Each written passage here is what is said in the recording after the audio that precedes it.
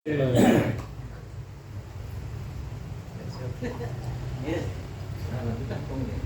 kalau taruh doang ya. Baru ngababil. Baru ngabantu berjuang ngababil. Assalamualaikum warahmatullahi wabarakatuh. Waalaikumsalam. Alhamdulillahirabbil alamin wa bihi nasta'inu ala umuri dunya waddin wassalatu wassalamu ala asyrafil anbiya'i wal mursalin sayyidina wa maulana Muhammadin sallallahu alaihi wasallam wa ala alihi wa ashabihi ajma'in. Amma ba'du. Hadratul mukarram, para asatidz, para hujjaj, tokoh agama, tokoh masyarakat, khusus guru-guru kita yang malam hari ini double job, Bapak Ustadz Rusmin Anwar, MC beserta tausiah pertama. Mudah-mudahan Allah tambahkan kesehatan untuk beliau. Tambah ini juga.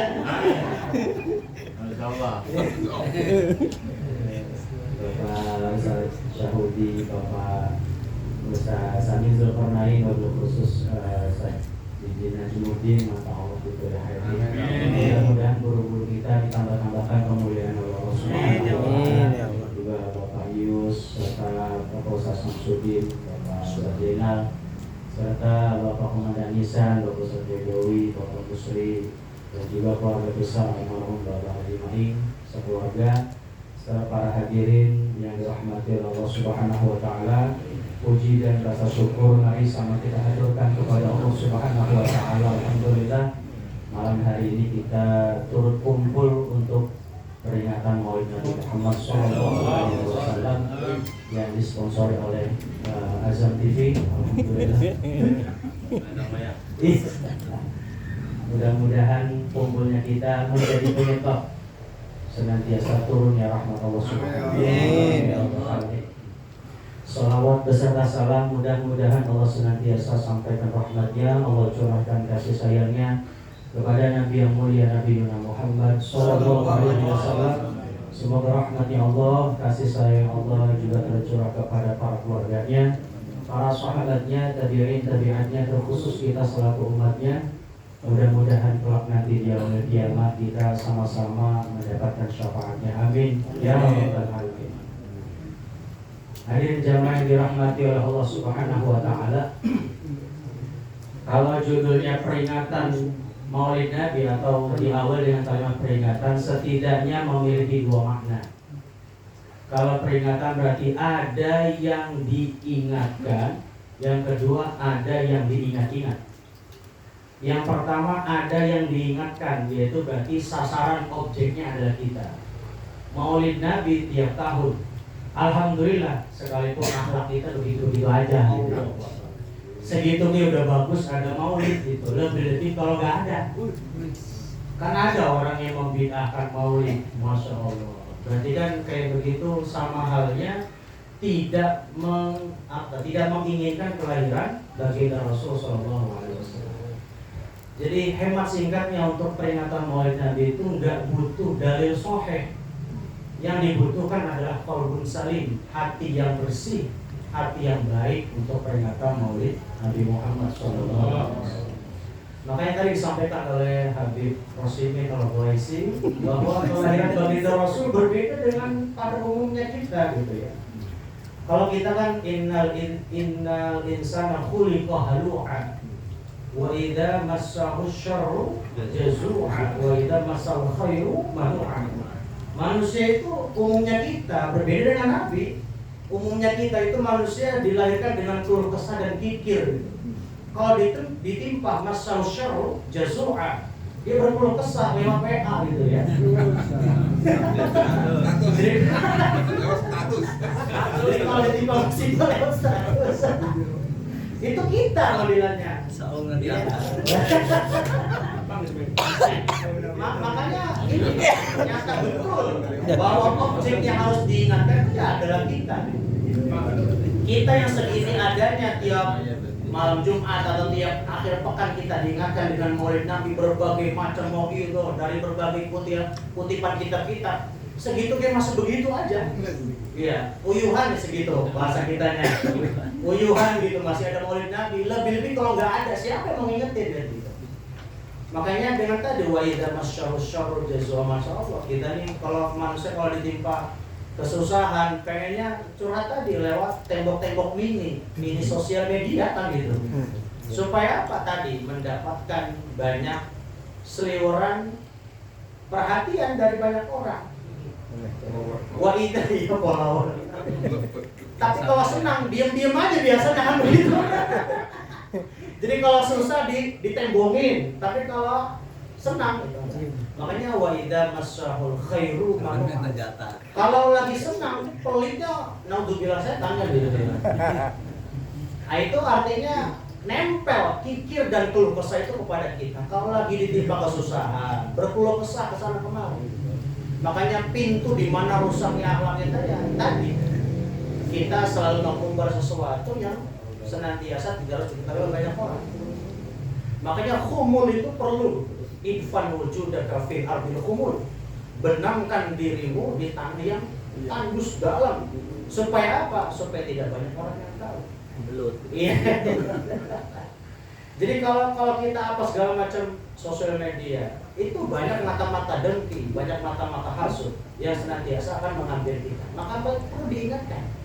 Maka dari itu kita yang selaku umat Nabi Muhammad Shallallahu Alaihi Wasallam tidak seberuntung Khalifah Umar yang kalau sholat diimami Nabi, tidak seberuntung Siti Aisyah yang hidup membersamai Nabi, tidak seberuntung Abu Hurairah yang di penghujung hidupnya Nabi dia masih ikut membersamai Nabi, bahkan dalam riwayatnya paling banyak top scorer periwayatan hadis sampai 5.300 sekian hadis. Nah kita tidak seberuntung itu.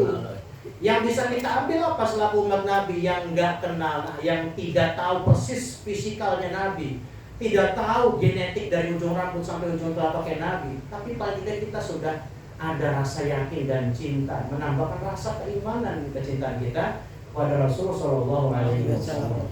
Makanya kalau udah cinta apapun kita korbanin, betul? Apa aja? Kita mau diri kita mintanya apa? Pasti dijabanin. Karena cinta. Tapi cinta itu akan memudar kalau sesama makhluk.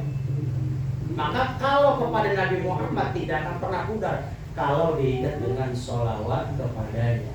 Amin ya rabbal alamin. Maka dari itu harus ada yang diingatkan kita yang senantiasa diajarkan oleh guru-guru kita bahwa dengan peringatan Maulid Nabi itu gak mesti pakai banner, gak mesti pakai panggung.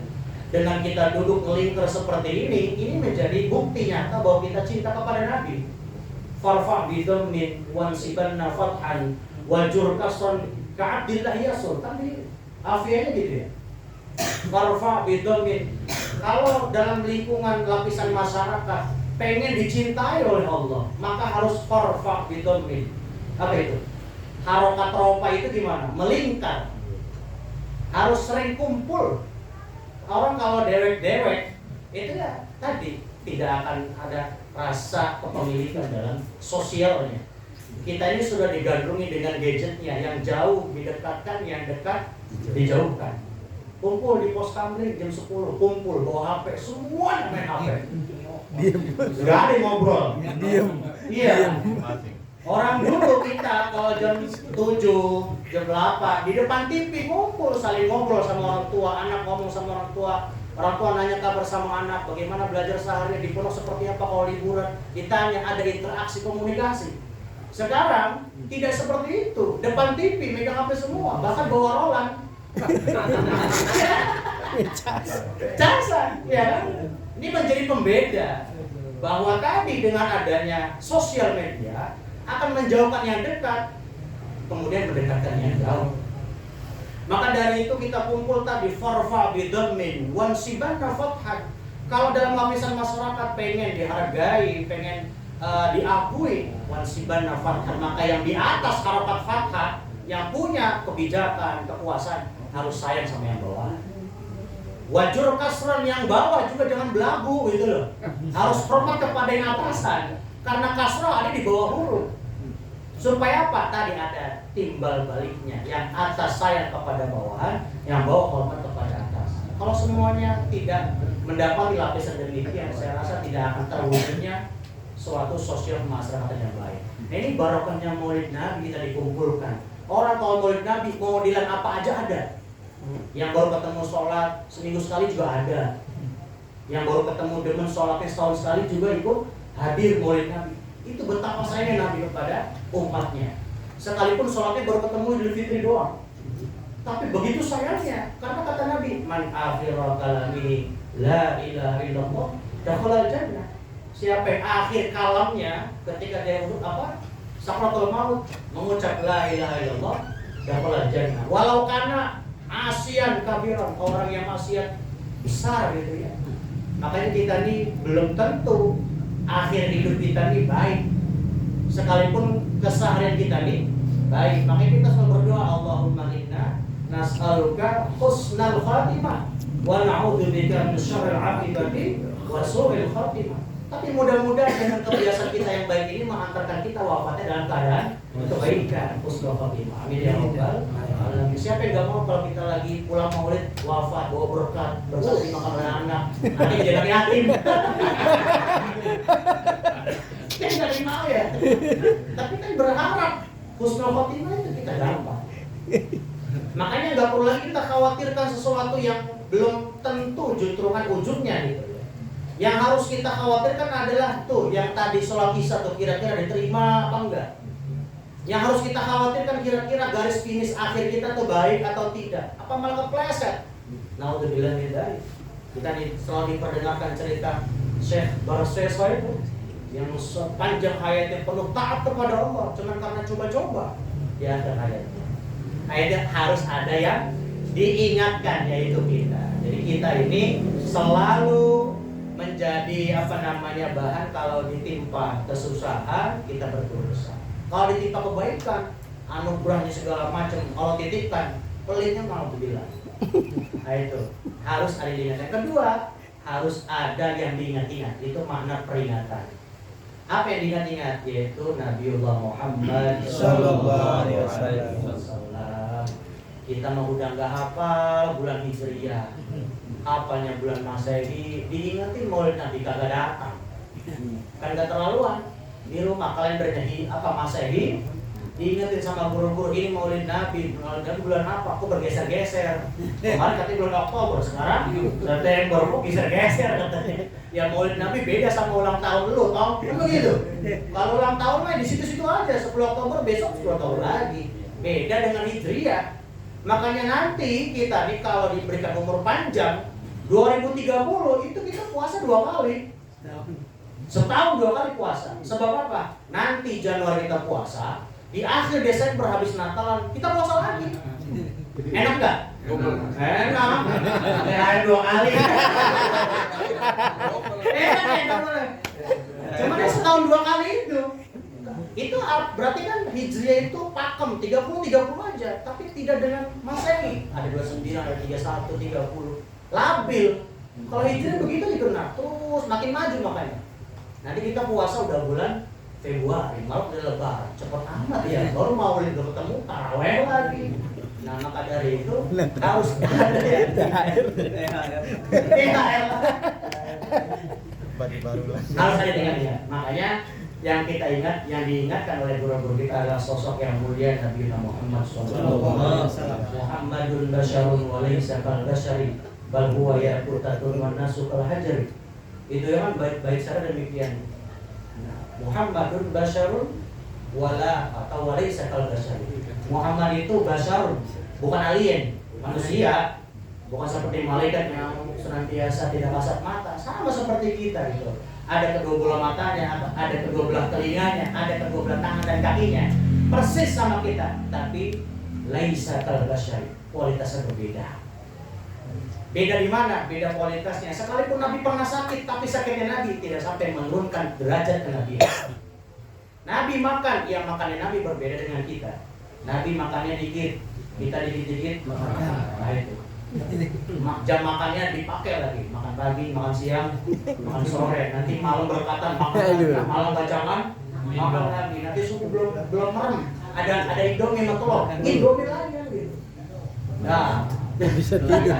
Biar bisa tidur. Jadi kita nih mau ngikutin gaya Nabi susah roman-roman ya gitu. Paling nggak ikut maulid Nabi. Kita tuh bahasa kayak gondelan BHS gitu ya. Kemana sarung ikut, kemana sarung berangkat, gondelannya tuh ikut gitu.